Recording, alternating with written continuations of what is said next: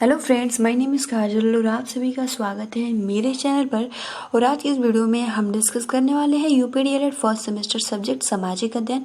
और इस क्लास की जो टाइमिंग होती है वो दोपहर के 2 बजे होती है, ठीक है।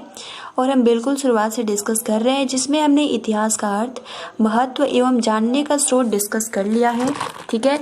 पृथ्वी पर मानव की उत्पत्ति किस तरीके से हुई, नदी घाटी की सभ्यताएं हम डिस्कस कर रहे हैं, जिसमें हमने सिंधु घाटी की सभ्यता डिस्कस कर लिया है। अगर आपने प्रीवियस वीडियोस नहीं देखे हैं तो आप सभी को प्लेलिस्ट में जो प्लेलिस्ट का लिंक है आपको कमेंट्स बॉक्स में मिल जाएगा, आप वहां से जाकर देख सकते हो। चलिए फ्रेंड्स, शुरू करते हैं आज का जो हमारा। और फ्रेंड्स, आज जो हम टॉपिक डिस्कस करेंगे वो डिस्कस करेंगे मेसोपोटामिया की सभ्यता, जो कि बहुत ही महत्वपूर्ण है। तो चलिए फ्रेंड्स, शुरू करते हैं। वीडियो को लाइक कर दीजिए और अपने फ्रेंड्स मित्र को शेयर कर दीजिए। और अगर आपने फ्रेंड्स शुरू करते हैं और सबसे पहले जानते हैं मेसोपोटामिया की सभ्यता क्या है, ठीक है। तो मेसोपोटामिया की जो सभ्यता है, मेसोपोटामिया की सभ्यता विश्व की प्राचीनतम सभ्यताओं में से एक है। यूनानी भाषा में मेसोपोटामिया शब्द का जो अर्थ होता है वो होता है जल के मध्य का क्षेत्र, ठीक है। यह सभ्यता इराक की दजला एवं फरात दो नदियों के मध्य के क्षेत्र में विकसित हुई थी।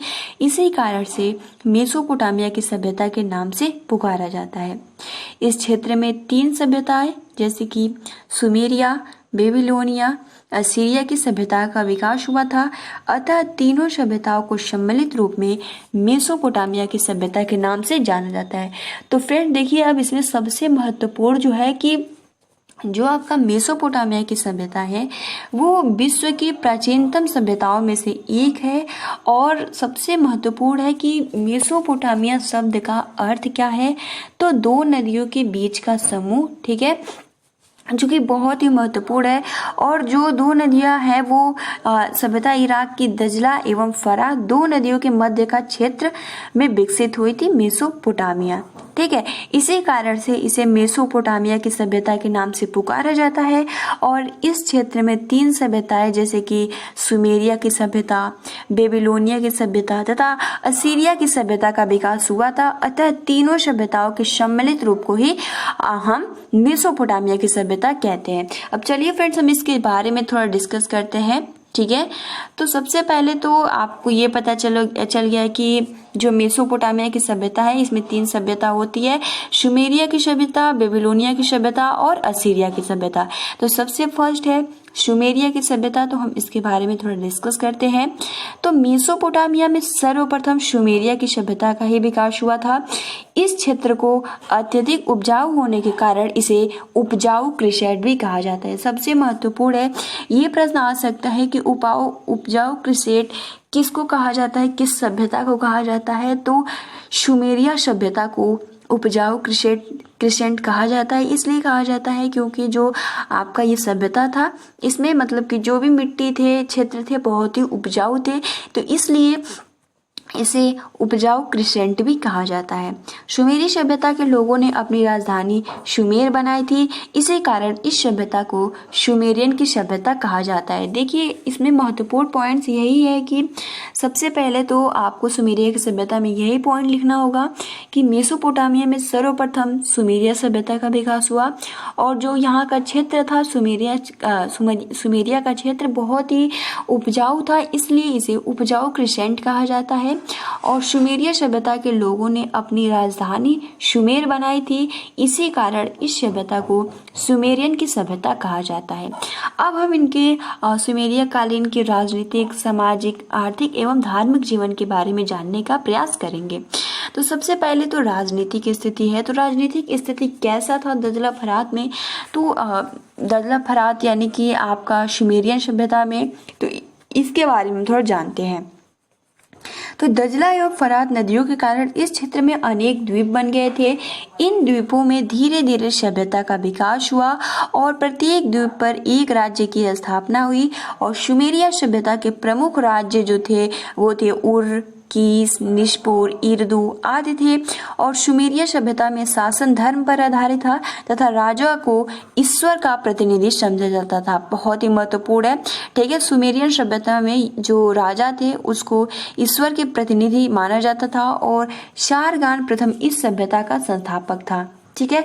जो आप ये भी याद कर लीजिएगा, जो कि सुमेरिया सभ्यता का पहला संस्थापक कौन था, तो वो सारगन था। और राजा के बाद में राज्य में पुरोहित का महत्व दिया जाता था, यानी जो राजा था उस टाइम राज्य में उसको पुरोहित का महत्व दिया जाता था। तो फ्रेंड्स, आप सभी को बहुत ही आसानी से क्लियर हो गया होगा कि सुमेरियन की जो राजनीतिक स्थिति वो कैसी थी। तो सबसे पहला पॉइंट तो यही कि दजला एवं फरात नदियों के कारण इस क्षेत्र में अनेक द्वीप बन गए थे, ठीक है। और इन द्वीपों में ही धीरे धीरे सभ्यता का विकास हुआ और प्रत्येक द्वीप पर एक राज्य की स्थापना हुई। और सुमेरिया सभ्यता के प्रमुख राज्य जो थे वो उर, कीस, निष्पुर, इर्दू आदि थे। और जो सुमेरिया सभ्यता थी वो धर्म के शासन पर आधारित थी, ठीक है। और राजा को ईश्वर के प्रतिनिधित्व की तरह माना जाता था। और जो सुमेरियन सभ्यता था इसमें प्रथम जो संस्थापक था वो आपका सारगान था, ठीक है। और इसमें राजा को राज्य का पुरोहित माना जाता था, ठीक है। अब देखिए सुमेरियन सभ्यता का सामाजिक जीवन कैसा था। तो सुमेरियन सभ्यता के समाज पर धर्म का विशेष प्रभाव था, क्योंकि जो उनका सभ्यता था वो शासन धर्म पर ही आधारित था। तो इसलिए यहाँ आप कह सकते हो कि जो सुमेरियन सभ्यता का समाज पर धर्म का विशेष प्रभाव था। और तत्कालीन समाज 3 वर्गों में विभक्त था, ठीक है। उच्च वर्ग, मध्य वर्ग एवं निम्न वर्ग।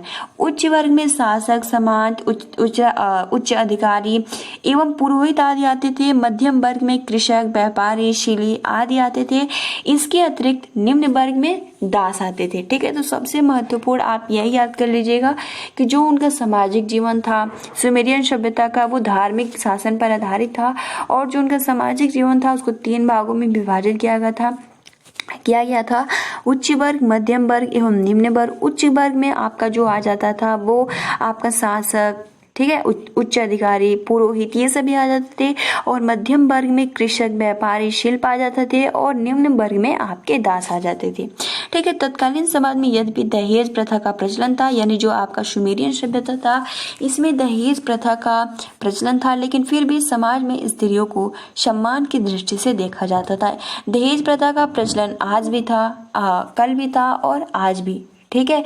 तो आप देख सकते हो कि तत्कालीन समाज में दहेज प्रथा का प्रचलन था, लेकिन फिर भी समाज में स्त्रियों को सम्मान की दृष्टि से देखा जाता था।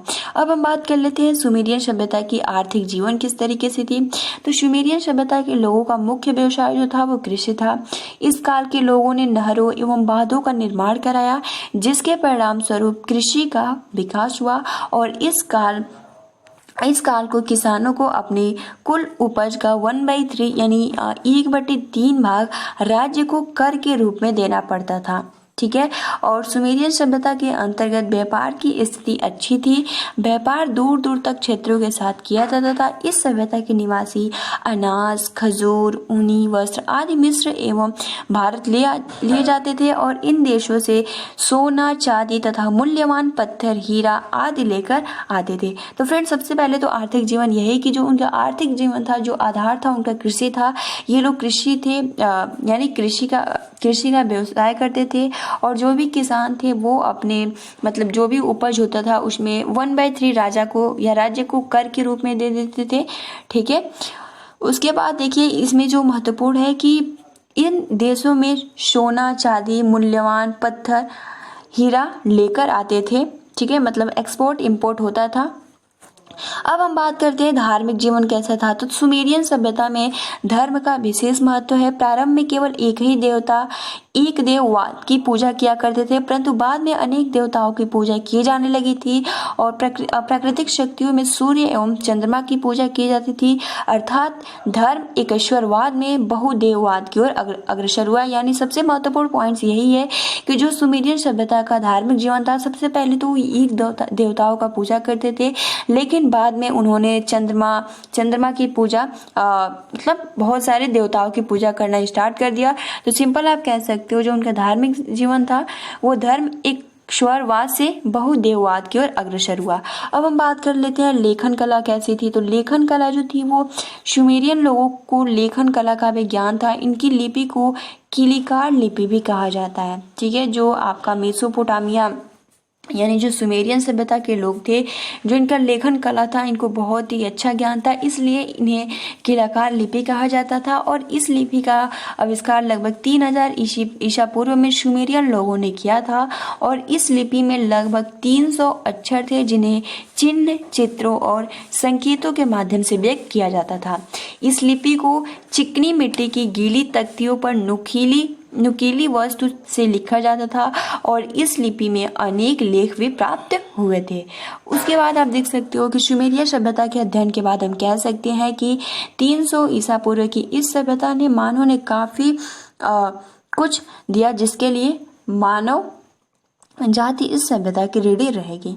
तो ये तो पूरा था आपका सुमेरियन की सभ्यता। अब हम बात कर लेते हैं बेबीलोनिया की सभ्यता, जो मेसोपोटामिया से ही संबंधित है। दूसरा पार्ट है बेबीलोनिया की सभ्यता।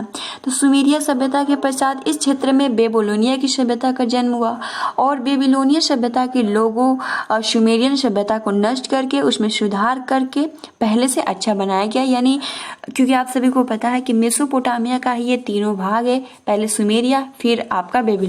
तो जो बेबीलोनिया की सभ्यताएं बेबीलोनिया की सभ्यताएं आई तो इसमें जो सुमेरियन की सभ्यता थी उसको नष्ट कर दिया गया, मतलब और अच्छा सुधार किया गया। इसी कारण बेबीलोनिया एवं सुमेरिया की सभ्यताएं में अनेक समानताएं हैं। बेबीलोनिया के लोग संभवतः अरब के रेगिस्तान के घुमक्कड़ लोग थे। इन्होंने या फिर जिन्होंने ईसा पूर्व 2000 के लगभग सुमेर पर विजय प्राप्त की और इन्होंने बेबीलोन को अपनी राजधानी बनाया। इस कारण इस सभ्यता को बेबीलोनिया की सभ्यता कहा जाता है। ठीक है, क्योंकि जो उसमें के लोग थे उन्होंने सुमेर की राजधानी बनाई थी, तो इसलिए सुमेरिया की सभ्यता कहा जाता है। और ये लोग जो आए बेबीलोनिया की सभ्यता, तो इन्होंने बेबीलोन अपनी राजधानी बनाई, इसलिए इसे बेबीलोनिया की सभ्यता कहा जाता है। ठीक है, और सबसे महत्वपूर्ण है कि जो बेबीलोनिया के लोग थे वो संभवतः अरब के रेगिस्तान के घुमक्कड़ लोग थे। ठीक है, अब देखिए, अब हम इसके बारे में जानते हैं बेबीलोनिया की सभ्यता में राजनीतिक, सामाजिक एवं आर्थिक धार्मिक जीवन किस तरीके से था। ठीक है, तो सबसे पहले तो उसमें हमने डिस्कस किया था कि उसका संस्थापक कौन था, तो इसका भी कोई संस्थापक ही होगा।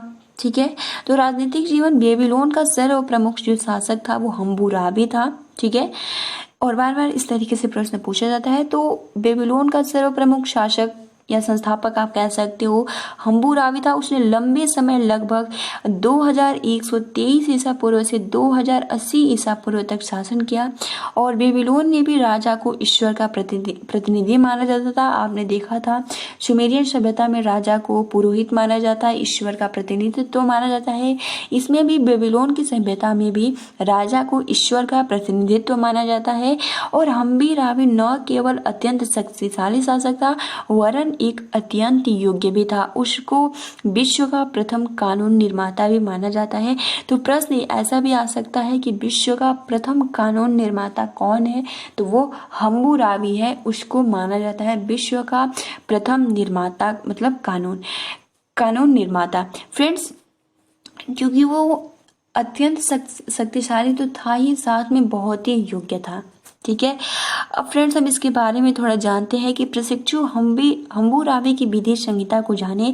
यह विधि संहिता 3600 पंक्तियों में लिपिबद्ध की गई थी और इसमें लगभग 285 धाराएं थी, जिनमें प्रमुख निम्नलिखित इस प्रकार थी। थोड़ा इसको हम जूम कर देते हैं क्योंकि बहुत ही महत्वपूर्ण है।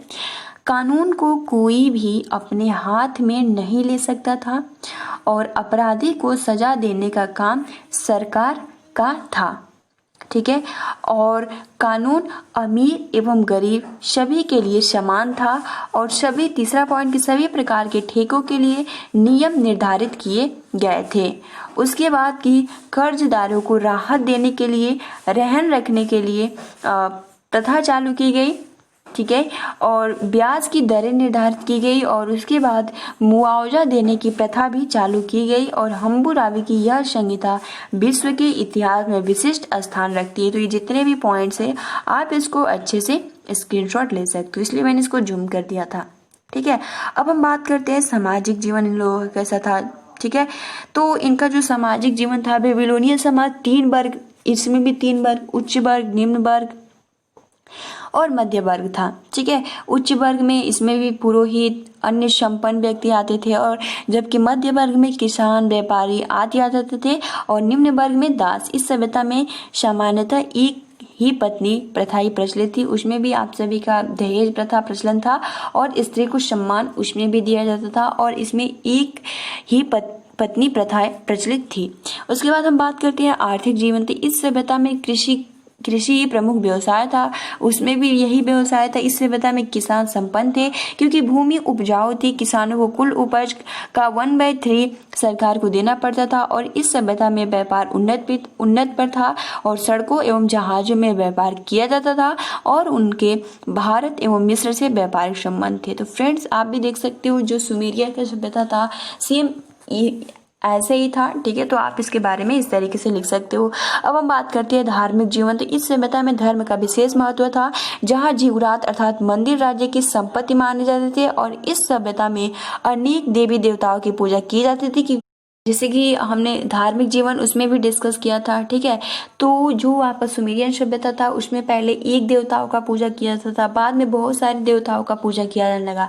इसमें भी आपका एक देवता का पूजा नहीं किया जाता था, शुरू से ही बहुत सारे देवी देवताओं का पूजा किया जाता था, और इसमें पशु बलि का भी प्रचलन था, और सूर्य और चंद्रमा का भी पूजा की जाती थी। अब देखिए अगला है आपका असीरिया की सभ्यता, लास्ट है। तो हम्बुरावी की मृत्यु के पश्चात बेबीलोनिया का साम्राज्य कमजोर हो गया, और असीरियन लोगों ने बेबीलोनी पर आक्रमण कर अधिकार कर लिया।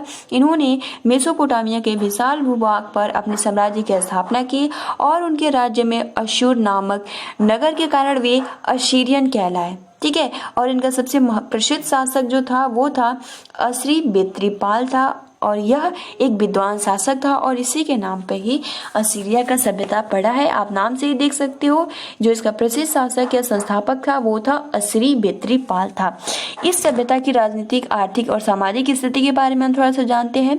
तो इसकी जो राजधानी थी वो निनेवे थी, ठीक है, और यह दजला नदी के किनारे थी, और इस सभ्यता में कुशल एवं सुव्यवस्थित शासन की स्थापना की गई थी।